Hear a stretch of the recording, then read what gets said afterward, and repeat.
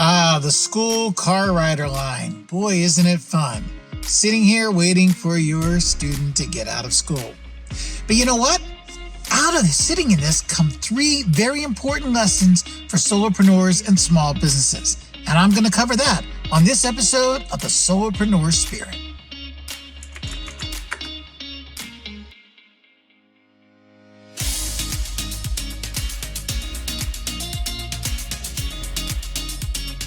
The car rider pickup line.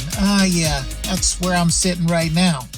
But you know, as I'm sitting here, I thought of some 3 great ideas, some 3 great lessons that we can learn from this idea of a car rider line.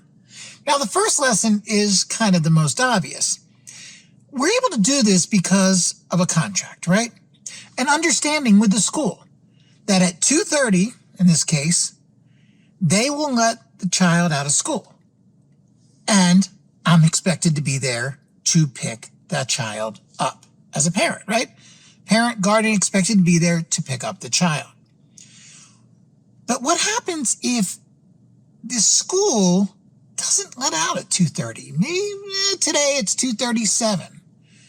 Well, as a parent or guardian, you're going to be very upset that you're sitting in line waiting and waiting and waiting. You're going to have very little tolerance for that. And if they were to let them out at like 2:10 and you didn't get here at almost 2:30 and your kid's just wandering around waiting for you, you're going to be very upset as well. But on the other hand, the school, they're going to be a little bit upset if you don't show up right away to pick up the child, but they get that on a regular basis, right? They have processes in place for what happens when parents, for some reason, don't get there to pick up their child. So how does this apply to you in business? Well, think about the school as being the business, your solopreneur small business. The school is the business. You, as the parent or guardian, are the client or customer. Your customers have very little tolerance if you don't deliver what you say. If you have a contract, you have an understanding, and you don't give them what they need when they expect it, they probably are not going to be very happy with you. They'll have very little tolerance for that, and they should. You need to deliver what you can deliver. Obviously, sometimes things come up and they understand a little bit, but for the most part, you're expected to deliver that. You don't. It looks bad for you, and it's frustrating. But flip that around. Again, as the school, as if it was the company, the business, they expect issues to arise with the parents, correct? Well, you, as a solopreneur, as a small business, also need to expect that your clients aren't always going to deliver on what they say they're going to deliver. They may drop you things way past deadline. They may change things up at the last minute. They may do all kinds of things that kind of run you off the rails. But you as a solopreneur need to be prepared for that and expect that and understand that you need to be patient with that, even though they may not be patient with you. All right, that's lesson number 1. So lesson number 1, again, is clients expect things when delivered, and you need to expect that clients won't always deliver as they should. All right, so the second thing is, if your car line is anything like the one that I'm in, even though the pickup is at 2:30, I happen to know that some people start getting here 1:45, 1:35, almost an hour in advance. They get in, they pull in, and they sit and wait because they want to be first in line. Whereas other people come rolling in close to 2:30, and yeah, they're at the back of the line, right? So what's the difference in pickup time between the front of the line and the back of the line? Realistically, 3 or 4 minutes tops. So you come rolling in here at 2:28, you'll still probably be out of here at 2:34. Well, yeah, the other person got their kid at 2:30, but they've been here since 1:35. Where am I going with this? The point is, to the people that come very early, what matters most is getting their child right at 2:30 and going. Now, whether they've got somewhere to be, I don't know. They don't care about all the time they're sitting in line waiting. Their key is that they are going to get their child right at 2:30. Whereas the people that are coming late, it could be they just don't want to sit in line that long. I know I don't. I don't have the time to sit here for 45 minutes. Now, I got here a little early today, but that's not always the case.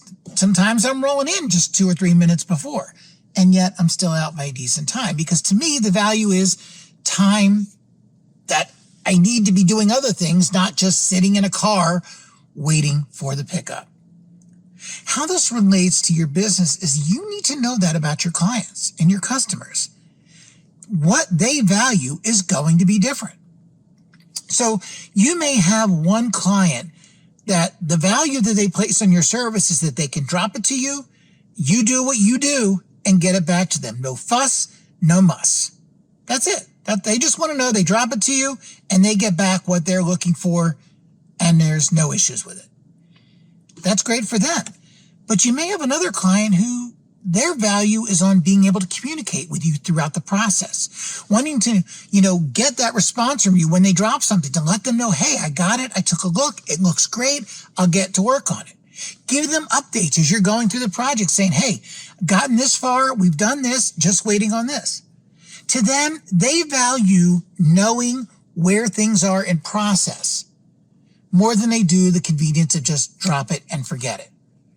And you need to know that about your clients. And in your particular field, there could be way other different things that people value in that process. But knowing what your clients value is important. So figure that out early on. Figure out what the value points are in your product and get an idea and gauge of which client values what, so that you can give them the experience they're looking for most.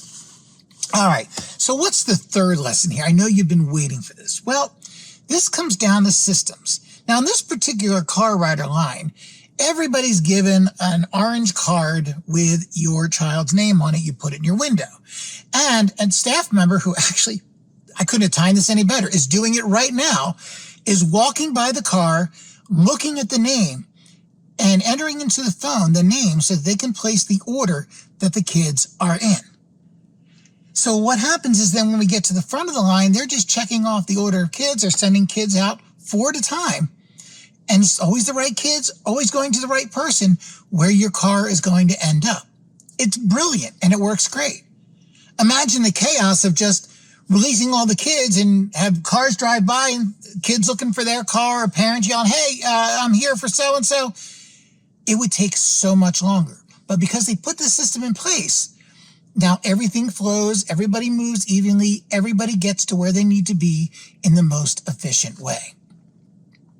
Systematizing. And I know you've heard coaches and other people tell you you need to systematize your business, and you do. But when you do systematize things, find those things that just work repetitively, things that often cause the pain points, and figure out a way to do it in such a way that things are going to go smoother. Systemization is the key to efficiency. So there you go. There are the 3 things we have learned from being in the car rider line.